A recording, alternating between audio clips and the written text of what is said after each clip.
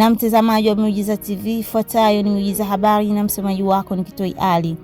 Baraza la Islam Tanzania BAKWATA kwa kushirikiana na Sheikh wa kata Mtoni Kijichi Sheikh Ahmad Mkumba na wadau mbalimbali imetoa sadaka kufuturisha watoto yatima wanaopatikana kwenye kata hiyo.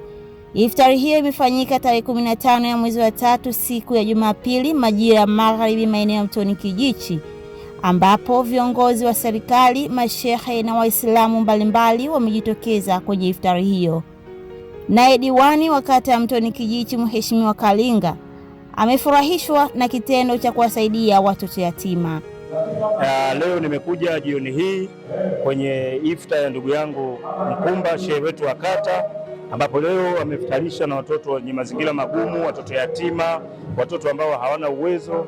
Leo kafanya jambo hili kubwa katika dini. Nafikiri unafahamu kwamba Mtume kaagiza haya yafanyike kwa mtu yoyote ambaye ana uwezo. Kwa ndugu yetu Mkumba leo kalifanya, na ni mfano mzuri katika kata yetu. Tunayohitaji sana watu kama hawa, mashehe kama hawa ambao wanagusa watu ambao hawana uwezo katika mwezi huu ambapo tunakwenda kumalizia.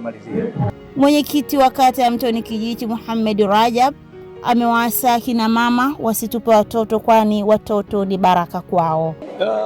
Huyu mama ama huyu dada ni kubwa, asitupe mtoto, ale mtoto wake, kwa sababu Mwenyezi Mungu huyo ndo aliyempa mtoto.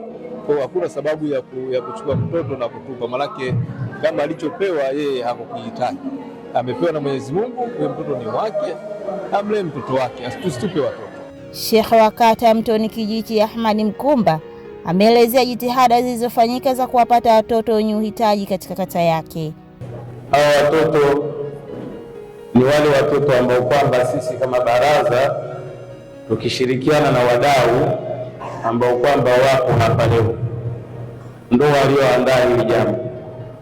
Sisi baraza tuliona kuna baadhi ya watoto wengine wameondokewa na wazazi wao, wanaishi majumbani huko.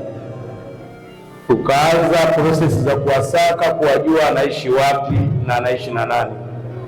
Mheshimiwa Mwenyekiti, tukaweza kuwapata watoto wasiopungua 180, na kila mtoto ana faili lake. Haya mafaili ya watoto wote unaona.